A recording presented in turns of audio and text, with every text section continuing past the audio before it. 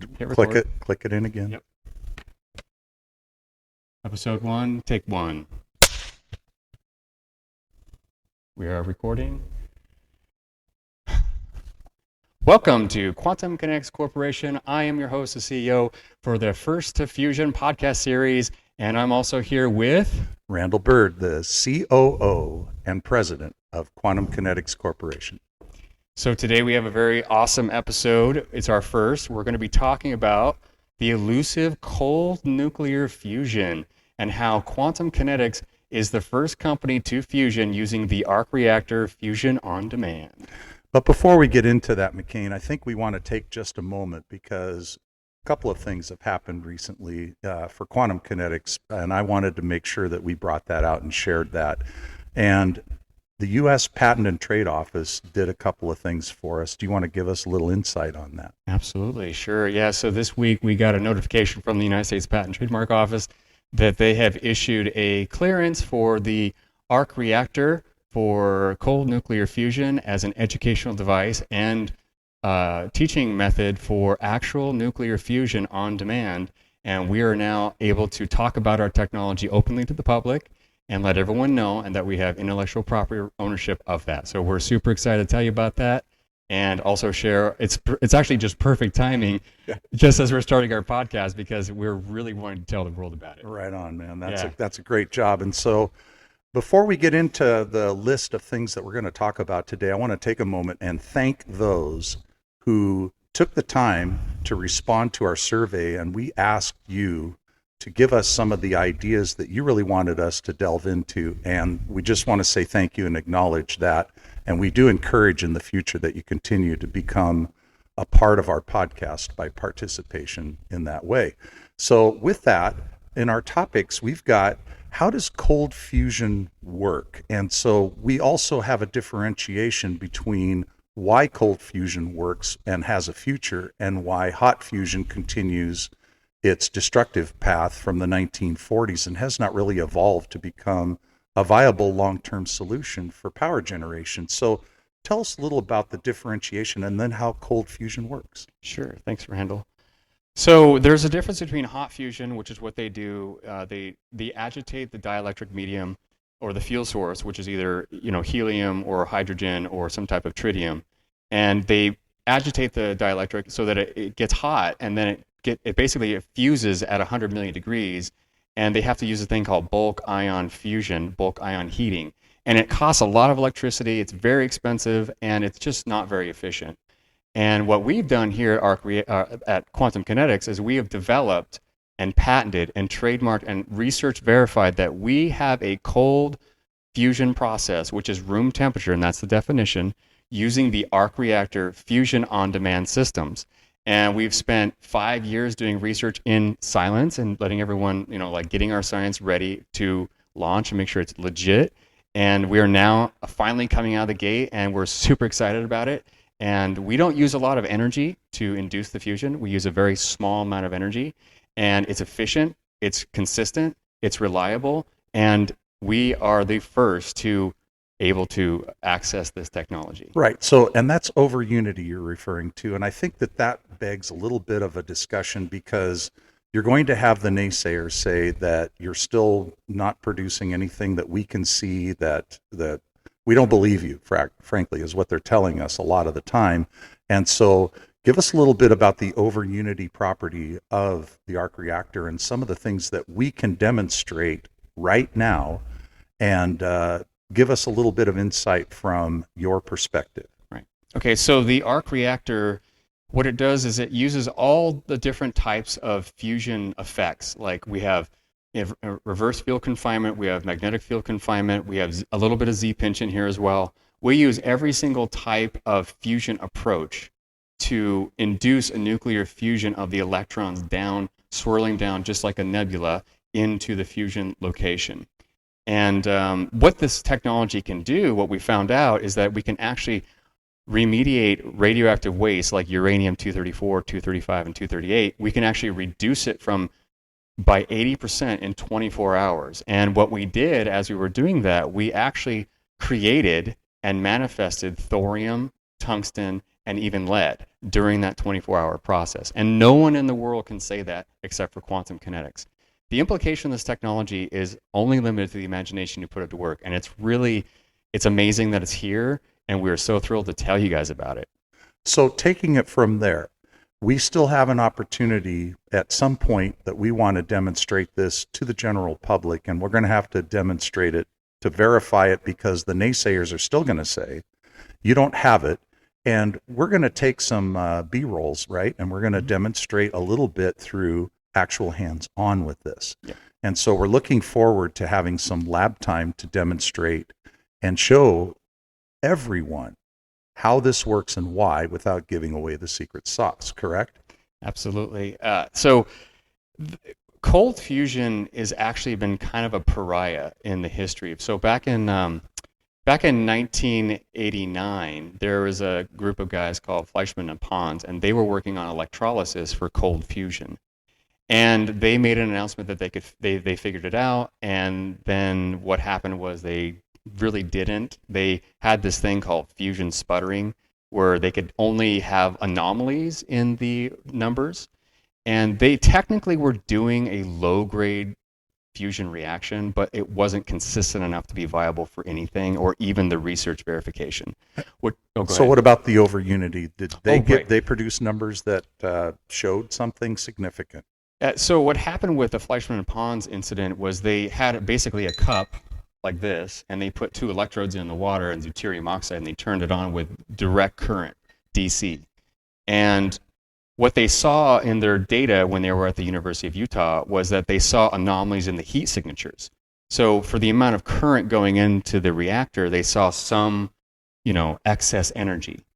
And so they tried to replicate that multiple times. As a matter of fact, even Google came in back in, I think it was 2015, and started doing cold fusion experiments silently and privately. And then they announced on Nature magazine that they had worked on it back in 2019. And they couldn't find any credible evidence of nuclear fusion occurring. So cold nuclear fusion has really just gone dead at this moment. So back in that previous experiment you were talking about from 1989, was the problem that it got publicized without proper support, or did they make a false claim and then get shot down? Well, it's actually a really sad story, because the University of Utah was like, let's do a press conference, let's get you guys out there, let's get funded, all this stuff. Well, at the same time, Fleischmann and Pons were trying to patent that process, and they were doing research at the University of Utah, and they had put $125,000 or more of their own money into those experiments at the university. Mm-hmm. And so their lawyer was like, hey, did you do research at the university using their facility? And they said, yes, we did. And their patent officer was like, dude, or a patent lawyer was like, hey, look, you have to put the University of Utah on your patent. And they were like, oh no. And they didn't. And so they kept the secret kind of themselves. Well, whatever they thought they had to themselves. So there was just like a whole host of problems that happened with the Fleischmann and Pons thing. And we learned from their mistake. Quantum kinetics learned from their mistakes from the past. What we did is we found something amazing, and we stayed quiet. Right. We stayed very quiet. And then we started working with the Department of Energy on electrolysis experiments and getting data. And it was really interesting because they thought it was basically just an electrolysis experiment when they got the data back and they were looking at it and putting it together. They were like, man, this data is beyond what we thought, and we don't even want to write the first draft of the manuscript for you. So you're going to do it. So this became the ultimate over unity, and they wanted to not call it something they acknowledged later that it was, and that is cold fusion, correct? Right. And so what they saw, so we showed them the emission spectrums of like 150 million degrees from the experiments. And then they ran the data on the sediment afterwards, and we're like, dude, where did all these elements come from? They weren't there in your source samples.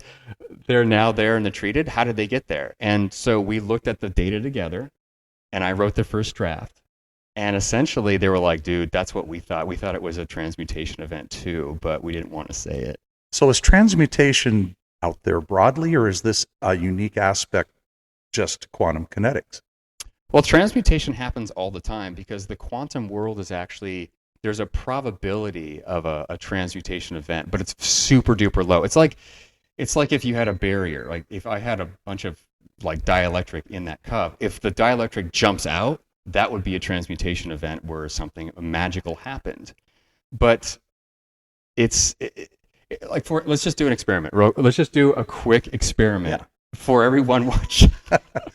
Break it out. Let's go. Yeah. Okay. So we're gonna do a basic experiment, and here's the deal: we have a straw, which is a device that we can use electricity. This is our tool. Okay. Yeah. The cup represents the Coulomb barrier. Once you jump out of the cup, you're doing a nuclear transmutation fusion event. Okay. If the medium that we're going to put in here, which is Red Bull, we're going to pour Red Bull in here. Okay. There you go. There's our Red Bull. Kind of looks like a beer. But it's not. It's definitely not. So here's the experiment in a nutshell. We're going to take electricity and we're going to put it in the cup and we're going to blow. And the longer I blow, there is a possibility of the Red Bull to jump out of the cup or jump the Coulomb barrier. And the harder I blow, there's a couple bubbles that jumped out of there and splashed me. Uh-huh. And so those are probabilistic fusion events in a electrolysis device, or even hot fusion. Yeah, so this is a simplistic representation, but nonetheless, and a lot of people will roll their eyes at this, the kind of a thing. However, it does give you an idea, and it does translate if you were to apply this to our physics, correct? Correct. And so what we do, which is 180 degrees different, it's cold nuclear fusion. We create this thing called the quantum kinetic well phenomenon, where we create a negative differential pressure. Now, if I blow into this, that's a positive pressure. That's a pushing, right? But if I suck on it, where'd the dielectric go? It left the cup, right? It did. It jumped the barrier, but I used a negative pressure to do it, and it happened 100% into my mouth, and now I'm going to have wings, right? And these are particle oscillations as an energy generator. So there you go. There's your 101 demonstration of 180 degrees different approach to not just cold fusion, but also hot fusion too. I mean, that's it. Mm-hmm. And all you have to do is figure out how to do that, and you can do fusion 100% of the time reliably, consistently, and best of all, safely. Safely, exactly. Safe nuclear energy systems, that's one of our trademarks. Mm-hmm. So let's talk a little bit next, and thank you for that explanation too. I hope that was helpful. I know that at the elementary level, a lot of people who don't understand it, that broke it down well. And if you're well versed in this, well, thank you for your patience. Next up is, what is fusion on demand? That is one of our trademarks. Mm-hmm. We have coined this because we cited an example of someone that can take a solar panel out into the woods, take a car battery basically, and take a variac controller, and guess what? With the ARC reactor out in there, wherever you're going out far, far away, you can do spontaneous fusion on demand. Do you want to take us through a little bit about fusion on demand and how we can take it from that little bit of power and that over unity we were talking about and blast it up into astronomical numbers, but real numbers? Right. So just to go back about the idea of over unity, for everyone who doesn't know, over unity is when you put in a certain amount of energy and you get more out. Mm-hmm. So if I put in like 1 watt of power to the ARC reactor, it's going to spit out like 10 watts of photon radiation, which is X-rays. It does that, and we've demonstrated that. What we're going to show you is we're going to be showing you a snippet of us taking out the ARC reactor, powering it up on a solar panel, mm-hmm. out in the wilderness or whatever, and we're going to show you thermonuclear temperatures instantaneously running on just a solar panel, which is a 12-volt battery, and the detector will also be running on the 12-volt battery. So you're going to have the 12-volt battery running the detector, okay, and then you're going to have it running a thermonuclear safe reactor called the ARC reactor. So we're going to demonstrate that to you in between the podcast here, and you can check that out. But It's totally doable. It's totally possible, and it's the future is here today, Randall. It is. It is. And so a little bit more about fusion on demand from the perspective of how we're doing it in the lab. And we talked about an application out in the mountains.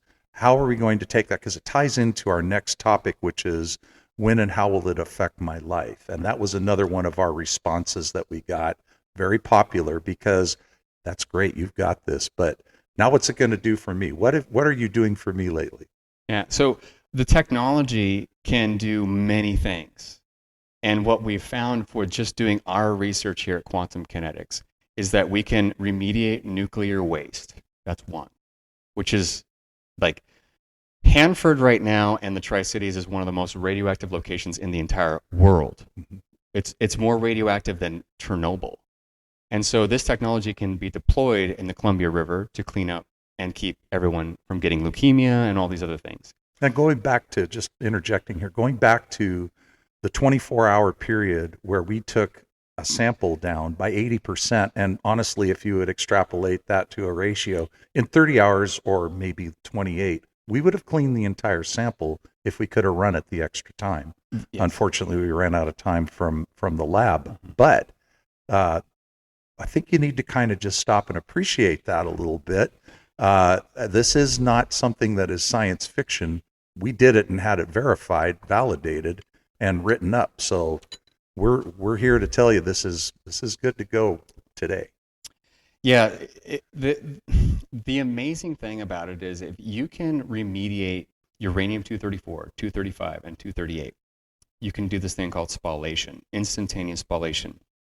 And you're transmutating in a beta decay fashion. You're turning into thorium, tungsten, and lead. That right there in itself, within 24 hours at low power, we're talking like 20 watts. We use 20 watts of power, which is the same to charge your iPhone, to remediate an isotope, a heavy metal isotope that is dangerous. We had people, when we took this to the lab and did a partnership with an isotope, global isotope company, they said before we even turned the machine on, this is what they said. They said, if you can do that, that's a Nobel Prize. And they didn't really believe us, but when we did it, they were shocked. They were totally mind blown by that. And at the end of the day, science is all about good observation. And when the data comes back and you don't believe it, that's on you. Like, you've got to have that belief boundary broken down. Like, this happened. Right. That's amazing. Well, and applicability, this was the other thing, is taking this, okay, that's great. Now, make it happen out there.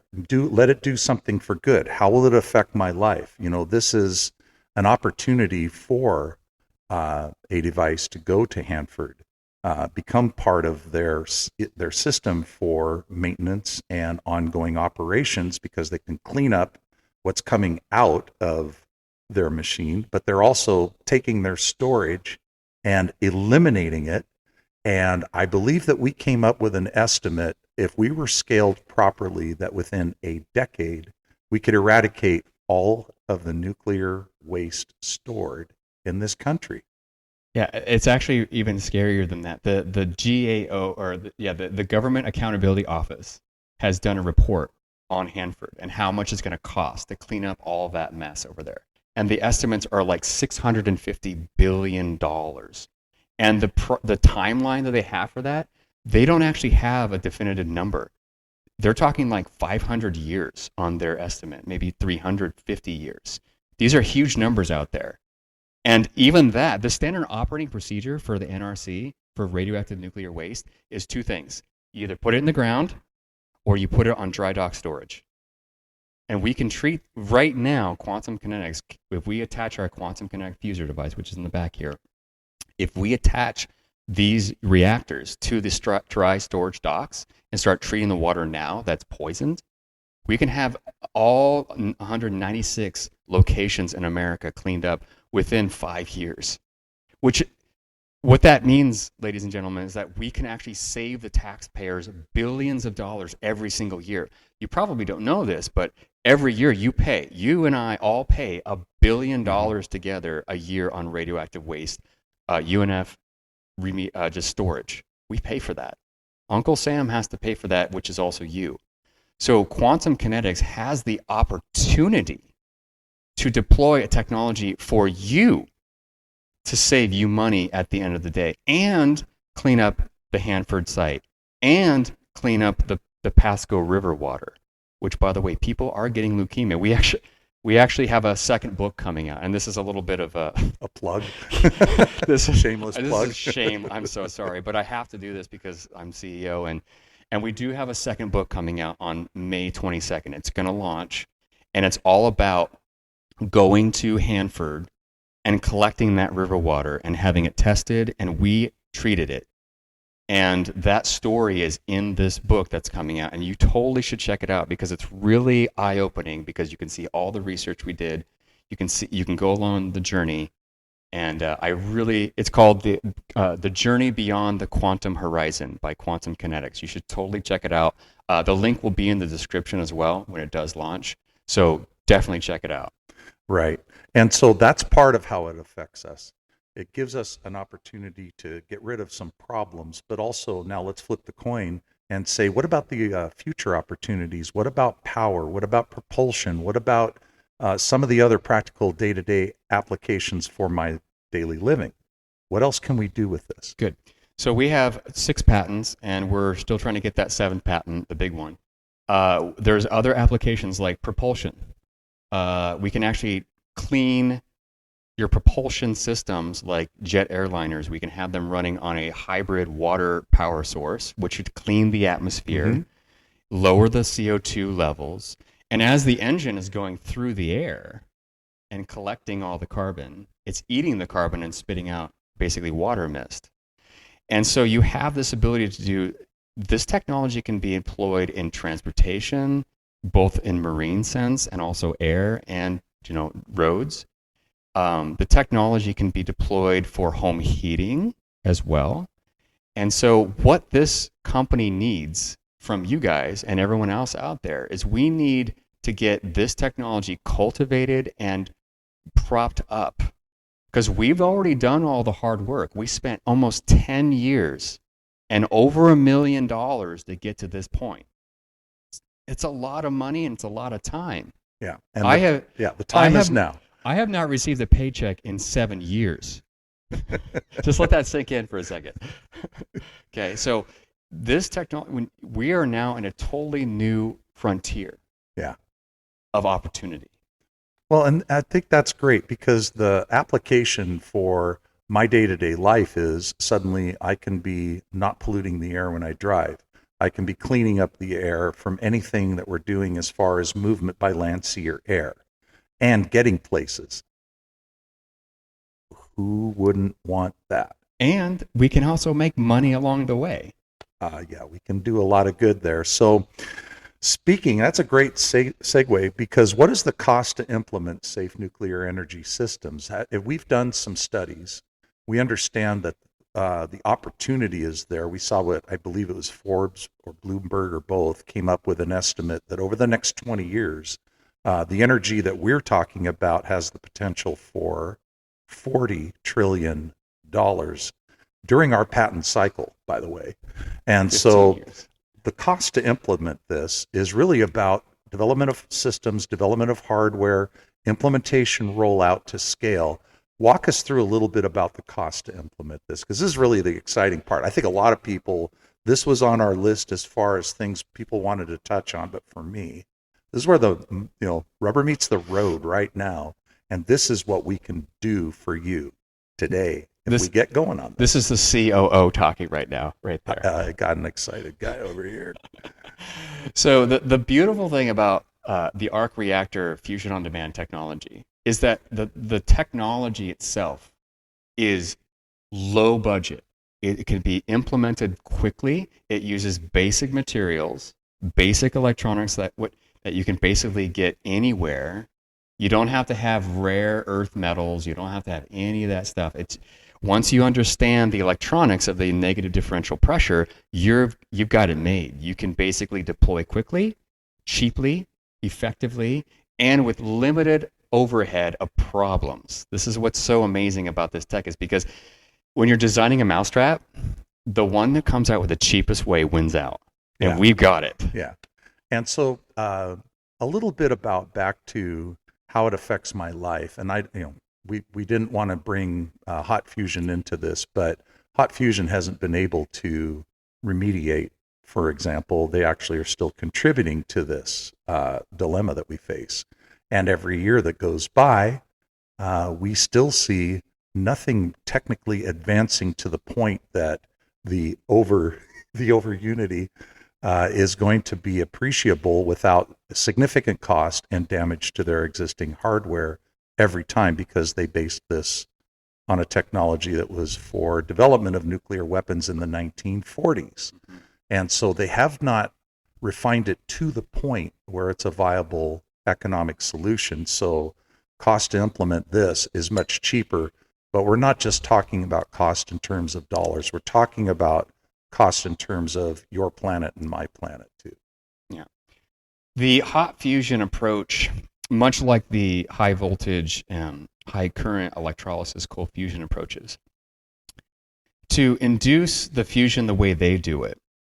Matter of fact, some of the hot fusion companies are boasting that they have magnets that can actually so strong that they can actually lift a giant ship, like an aircraft carrier.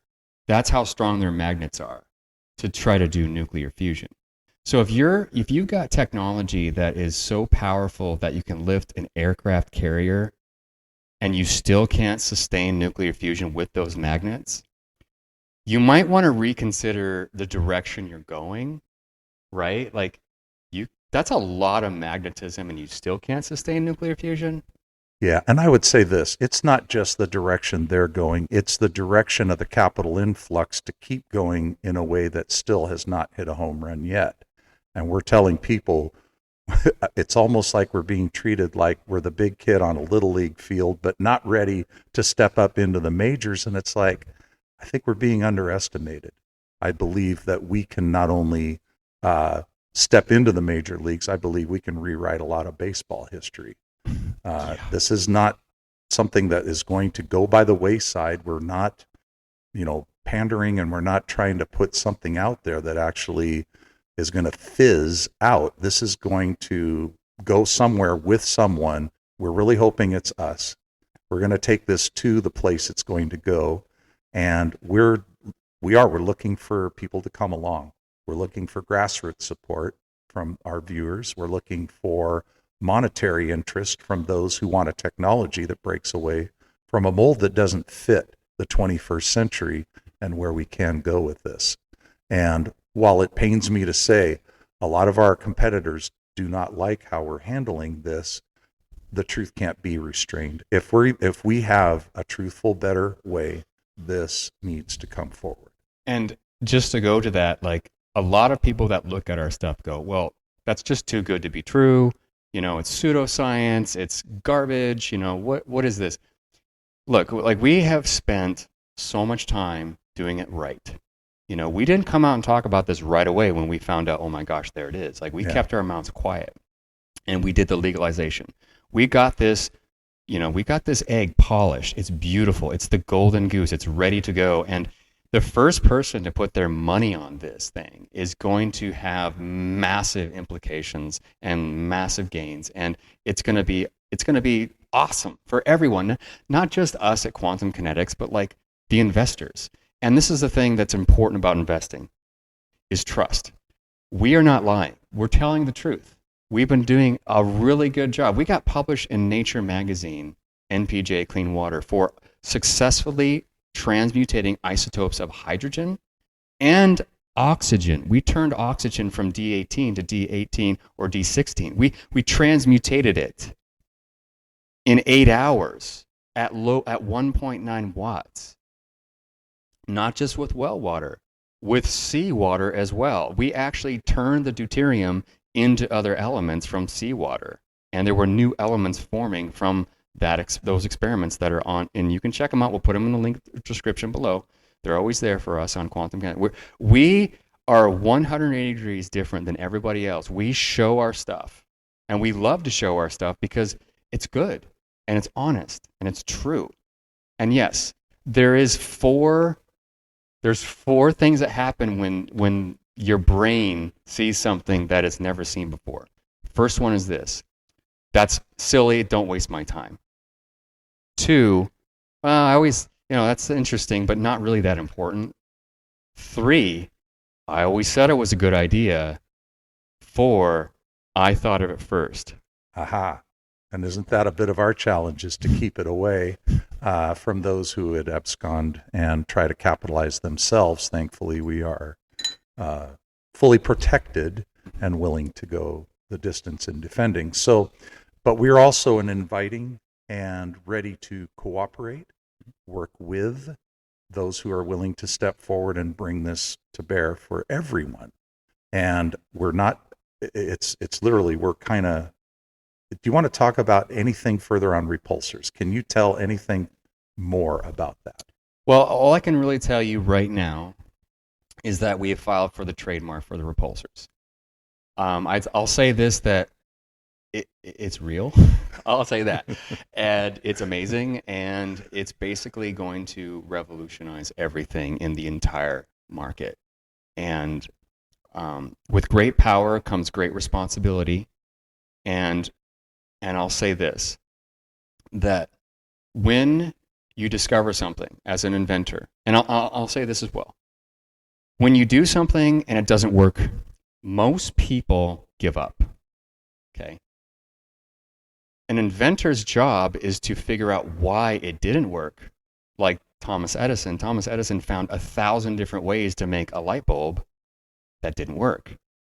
And he found the one way to make it work, and then that became, the light bulb.